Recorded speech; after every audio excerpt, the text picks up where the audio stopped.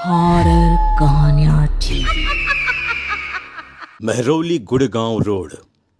गुड़गांव का रहने वाला मनीष उस रात अपने दोस्त राकेश के साथ महरौली से किसी जरूरी काम को करने के बाद बाइक पर लौट रहा था। मनीष और राकेश दोनों ही बहुत अच्छे दोस्त थे। हर जगह साथ आना जाना और ज्यादातर वक्त साथ में रहना उनकी जिंदगी का हिस्सा था। उस दिन लौटते वक्त उनको कुछ देर हो गई थी।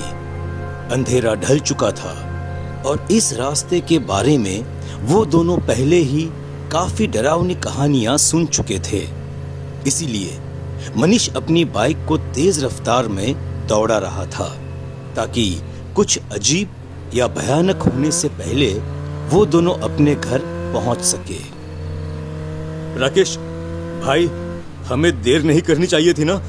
देखो पूरी तरह से अंधेरा हो चुका है। अरे हाँ भाई, मुझे भी एक अजीब सा डर लग रहा है, कहीं कुछ गलत ना हो जाए यार। तभी अचानक मनीष को अपने ठीक सामने रोड के साइड में सफेद साड़ी में एक औरत नजर आई। उस औरत पर नजर पड़ते ही एक जोरदार चीख उस रात के सन्नाटे में गूंज उठी। मनीष की बाइक का बैलेंस बिगड़ गया और वो दोनों जमीन पर गिर पड़े। अगले ही पल मनीष ने देखा कि एक औरत अपनी जीभ हवा में लहराते हुए उन दोनों की तरफ चली आ रही है।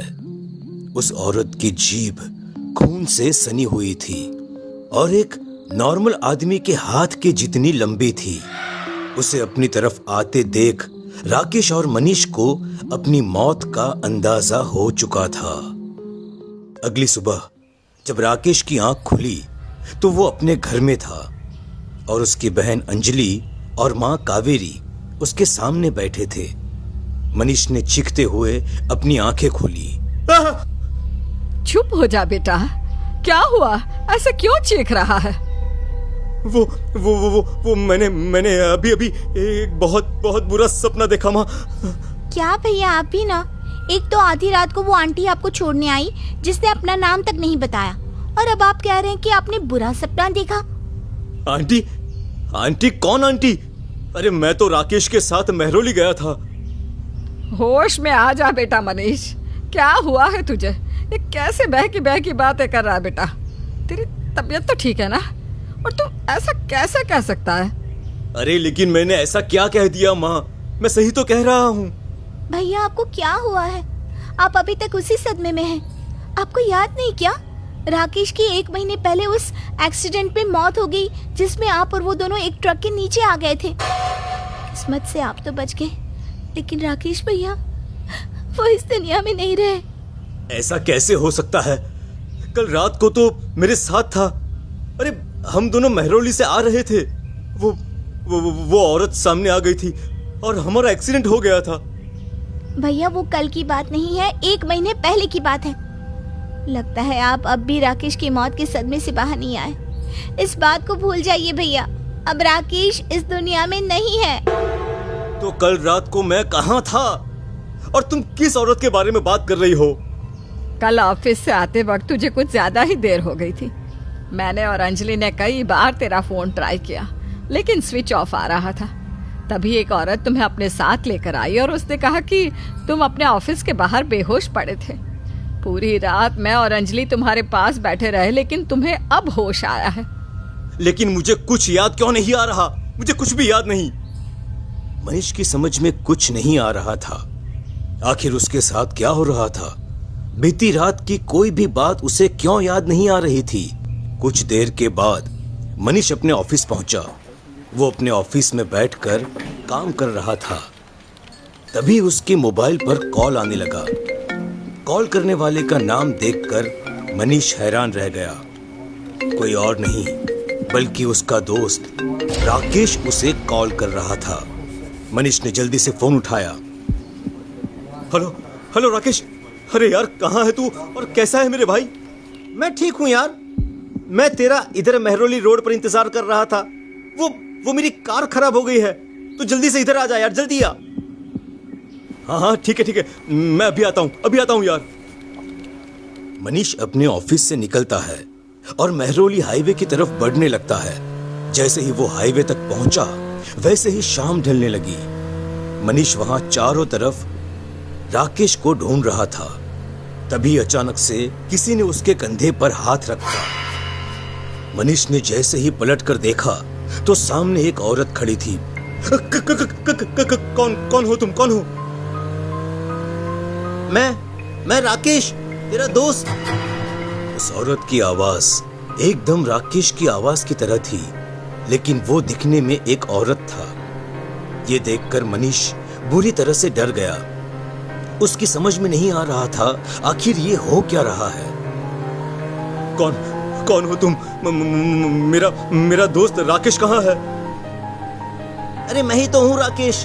याद कर, आज से ठीक 1 महीने पहले तू और मैं यहाँ आए थे और हमारा एक्सीडेंट हुआ था और उसमें मेरी मौत हो गई थी।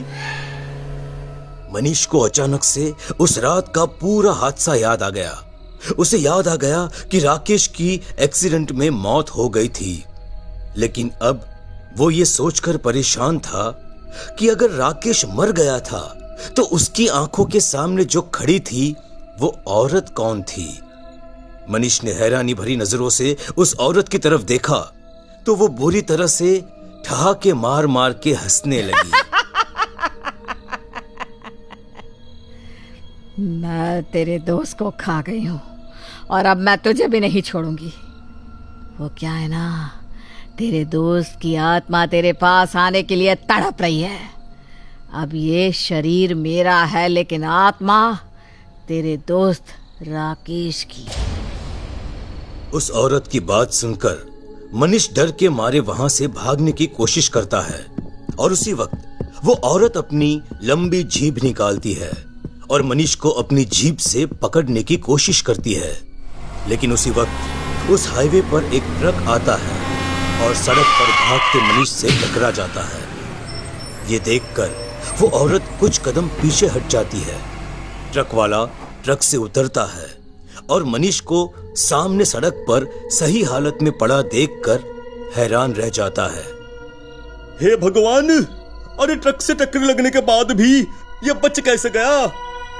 इसे तो खरोच तक नहीं आई। मनीष अपनी जगह से उठ खड़ा होता है और वहां से भाग जाता है, लेकिन वो ट्रक वाला उस औरत का शिकार हो जाता है। उस औरत के भयानक रूप को देखकर ट्रक वाले की हालत खराब हो जाती है और वो औरत उसे चबा चबा कर पूरा खा जाती है। उधर अगली सुबह जब मनीष की आंख खुलती है तो उसे लगता है जैसे वो कोई सपना देख रहा था। बीती रात को वो घर कैसे पहुंचा उसे कुछ भी याद नहीं था, लेकिन जब सोचकर उठने के बाद उसने अखबार देखा तो उसमें एक खबर छपी थी कि बीती रात मेहरौली रोड पर एक और एक्सीडेंट हो गया जिसमें एक ट्रक ड्राइवर की मौत हो गई। लेकिन ट्रक ड्राइवर की सिर्फ हड्डियां एक्सीडेंट वाली जगह पर मिली थी, जिससे पुलिस को लगा कि शायद किसी जंगली जानवर ने उसे खा लिया है। लेकिन मनीष सच जानता था। जब उसे समझ में आ गया कि उस घटना को वो पहले ही देख चुका था, मनीष को उस औरत का रहस्य पता चल चुका था। उसके बाद हर रात वहां से गुजरने वाले लोगों को उस रोड पर सफेद साड़ी पहने एक औरत नजर आती थी, लेकिन अगर वहां से गुजरने वाला कोई भी इंसान किसी भी बहाने से रुक जाता तो अगले दिन उसकी मौत की खबर सुनाई देती थी। रोज रोज हो रहे इन हादसों से पूरा शहर सदमे में था।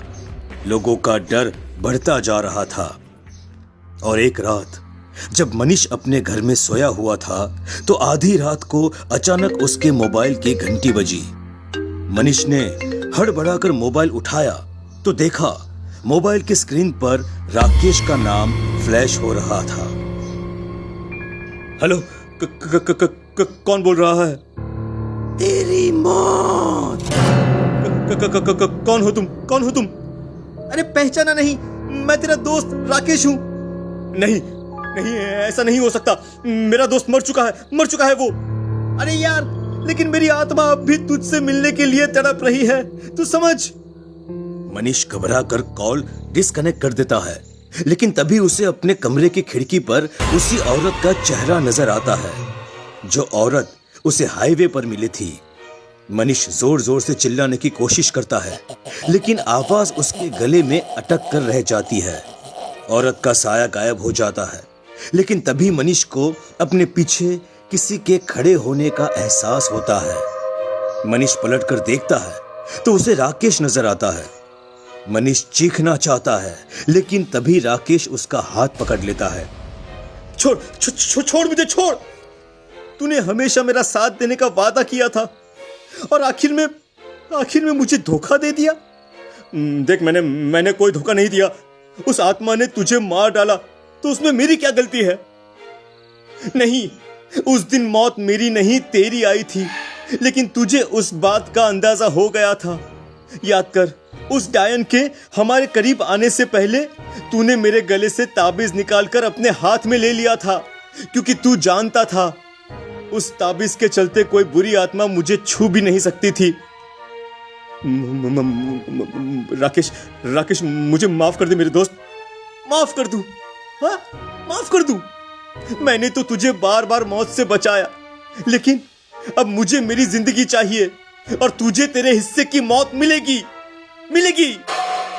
इतना कहकर राकेश अपना ताबीज खींचकर मनीष के गले से निकाल लेता है। ऐसा करते ही राकेश की आत्मा मनीष के शरीर में जिंदा हो जाती है और मनीष की आत्मा उस डायन के शरीर में घुसकर फिर से गुड़गांव मेहरौली रोड पर अपने अगले शिकार की तलाश में निकल जाती है।